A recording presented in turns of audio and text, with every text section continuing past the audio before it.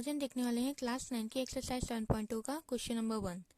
इस क्वेश्चन का ये जो फिगर आप देख रहे हैं ये फिगर बना हुआ नहीं था, इसको क्वेश्चन पढ़कर बनाना है। तो आइए पहले क्वेश्चन समझते हैं फिर फिगर को समझते हैं। In an isosceles triangle ABC with AB equal to AC, हमें क्या दिया हुआ है कि एक आइसोसेलेस ट्रायंगल है और जिसमें कि AB AC के इक्वल है। तो हमने यहाँ बनाया कि एक आइसोसेलेस ट्रायंगल ABC, ठीक है, जिसकी जो दो साइड्स है AB और AC ये क्या है, आपस में इक्वल है, ठीक है। फिर क्या है, the bisector of angle B and angle C intersect each other at O। और दिया हुआ है कि जो एंगल B है इसका बाइसेक्टर ये जो BO है और ये जो एंगल C है इसका बाइसेक्टर CO एक दूसरे को कहाँ इंटरसेक्ट कर रहा है, पॉइंट O पर, मतलब कि एक दूसरे को O पर कट कर रहा है।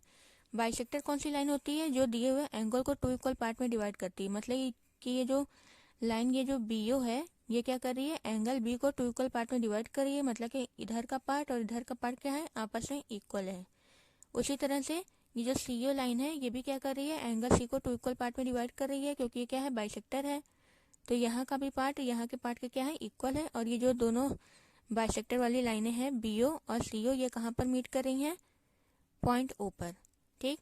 आगे क्या है, ज्वाइन A टू O, और दिया हुआ है कि ज्वाइन करना है A से O को।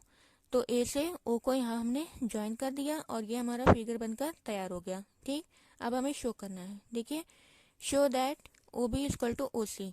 सबसे पहले हमें शो करना है कि ये OB जो है OC के इक्वल है। ये जो छोटा वाला ट्रायंगल है OBC, इसकी साइड OB और OC क्या है, आपस में इक्वल है, ये शो करना है।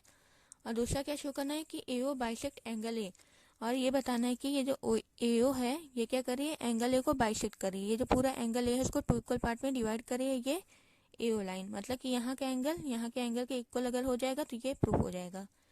तो अब देखिए, हमने दो थ्योरम पढ़े थे, थ्योरम नंबर 7.2 और 7.3। 7.2 क्या था कि अगर कोई आइसोसेलेस ट्रायंगल की दो साइड्स आपस में इक्वल हो तो दोनों इक्वल साइड्स के अपोजिट में जो एंगल फॉर्म होते हैं दोनों एंगल भी क्या होंगे, इक्वल होंगे, ठीक। और थ्योरम नंबर 7.3 क्या था कि अगर किसी आइसोसेलेस ट्रायंगल में दो एंगल इक्वल हो तो उन दोनों एंगल के अपोजिट में जो साइड्स होंगी वो दोनों साइड्स क्या होंगी, आपस में इक्वल होंगी। अब इन्हीं दोनों थ्योरम का यूज हमें इस क्वेश्चन में करना है, ठीक है।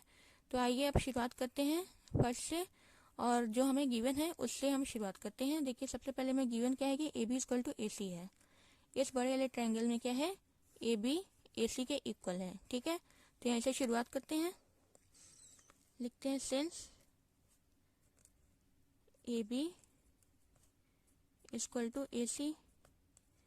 ये क्या है, ये तो हमें गिवन है, तो उसके यहाँ लिख लेते हैं गिवन, ठीक है। ये साइड ये जो AB है ये AC के इक्वल है, इसको हमने यहाँ लिखा, और ये क्या है, गिवन है। अब देखिए, जो हमारा क्या था थ्योरम नंबर 7.2, इसको यहाँ हम अप्लाई करते हैं। ये देखिए, दोनों इक्वल साइड्स हैं। ये जो AB है इसके अपोजिट में कौन सा एंगल है, C, ठीक है। और ये जो AC है इसके अपोजिट में कौन सा एंगल है, B, ठीक है। ये पूरा C है और ये पूरा B है। तो अगर हम AB के अपोजिट वाला एंगल लिखना चाहें तो हम क्या लिख सकते हैं, ACB लिख सकते हैं, ठीक है। तो हम लिखते हैं यहाँ angle, therefore angle ACB is equal to, यहाँ देखिए AC है, AC के अपोजिट में कौन सा एंगल है, B, इसका नाम क्या है, ABC, एंगल ABC, ठीक है। दो इक्वल साइड्स हमें गिवन थी, तो अगर किसी आइसोसेलेस ट्रायंगल में दो साइड्स आपस में इक्वल है तो उसके अपोजिट में जो एंगल फॉर्म होता है वो भी क्या होता है, आपस में इक्वल होता है। तो इसलिए हमने यहाँ लिखा ACB equal to ABC, ACB ABC के इक्वल होगा। और ये इक्वल क्यों होगा, ये हमारा क्या है, थ्योरम नंबर 7.2 से इक्वल है। तो अब यहाँ हम रीजन में क्या लिखेंगे, थ्योरम ही लिख देंगे। तो देखिए, हमने यहाँ थ्योरम लिख दिया हुआ है कि angle opposite to equal sides of an isosceles triangle are equal. ये हमारा थ्योरम नंबर 7.2 है कि अगर दो एंगल इक्वल हैं तो उसके अपोजिट में जो एंगल फॉर्म होते हैं किसी भी आइसोसेलेस ट्रायंगल में वो क्या होते हैं, आपस में इक्वल होते हैं, ठीक है। तो देखिए, ACB ABC के इक्वल हो गया। अब अगर हम इन दोनों साइड में क्या करें, 1/2 से क्या कर दें, मल्टीप्लाई कर दें। ऐसा हम क्यों कर रहे हैं, देखिए, हमें प्रूफ क्या करना है कि OB OC के इक्वल है, OB OC के इक्वल है। और अभी हम कहाँ हैं, यहाँ पर हैं हम ए बी सी और ए सी बी, मतलब हम इस बड़े वाले ट्रायंगल में हैं, हमें छोटे वाले ट्रायंगल में आना है।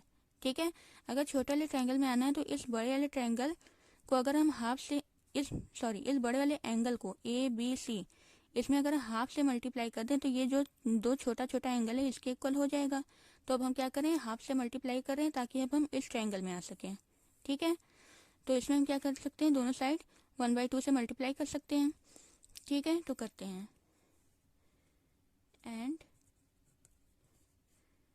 1/2 angle A C B is equal to 1/2 angle A B C. अब देखिए ए सी बी का हाफ क्या होगा, ए सी बी। अगर इसका हाफ करें तो हम इसको ओ सी बी लिख सकते हैं। ये जो ए सी बी ये पूरा एंगल है, ये पूरा, अगर इसका आधा करें तो ये इतना वाला हमें मिल जाएगा। ठीक है, तो हम इसको लिखते हैं ए सी बी का हाफ क्या हो जाएगा, ओ सी बी। तो इसको हम यहाँ लिखते हैं एंगल ओ सी बी।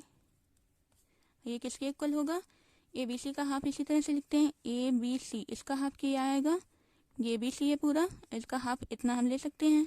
ठीक है, ये दोनों होगा लेकिन हमें काम इस वाले का है, हमें क्योंकि इस ट्रायंगल में आना है इसलिए हम ये वाला लेंगे। तो इसको क्या लिख सकते हैं, O B C, angle O B सी।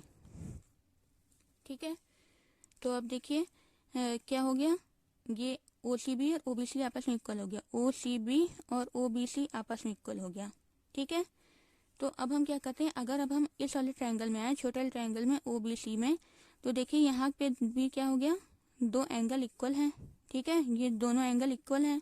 तो हमारा जो थ्योरम नंबर 7.3 है, तो उससे क्या होगा कि अगर दिए हुए किसी भी दिए हुए आइसोसेलेस ट्रायंगल में दो एंगल आपस में इक्वल हैं तो उसके अपोजिट में जो साइड्स होती हैं वो क्या होती हैं, आपस में इक्वल होती हैं। तो थ्योरम नंबर 7.3 से क्या हो जाएगा, ओ बी ओ सी के इक्वल हो जाएगा, और ये हमें प्रूफ करना था। ठीक है, तो अब हम आते हैं in triangle B O C. इन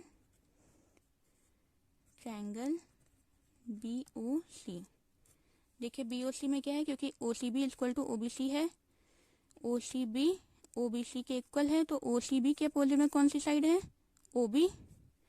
तो हम लिख सकते हैं therefore O B is equal to, और ओ बी सी, यहाँ देखिए ओ बी सी है, ओ बी सी के अपोजिट में कौन सी साइड है, ओ सी।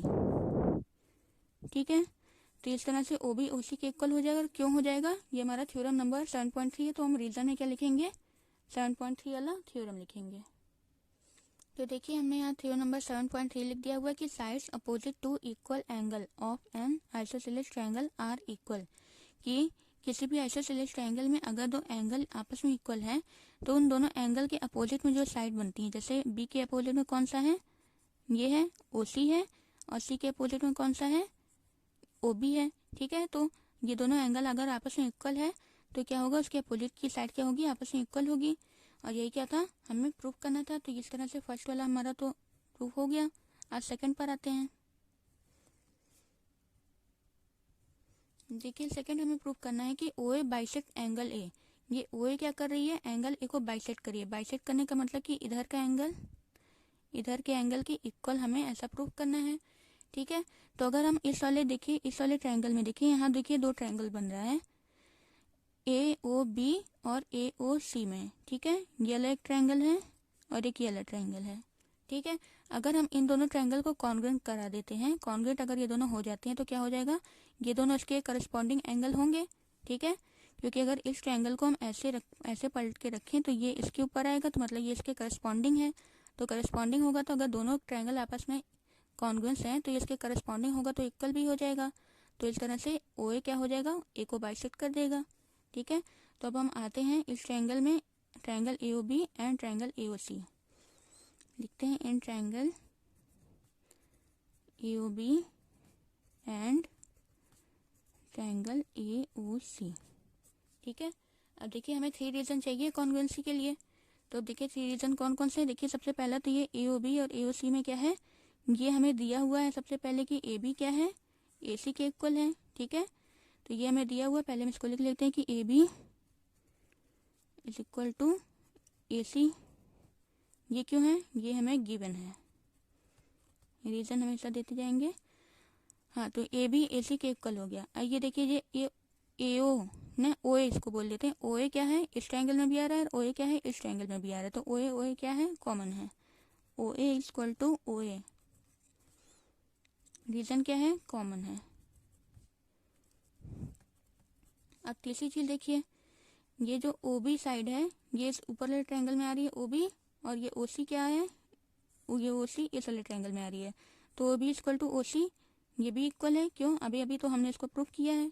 ठीक है, तो लिख लेते हैं OB is equal to OC।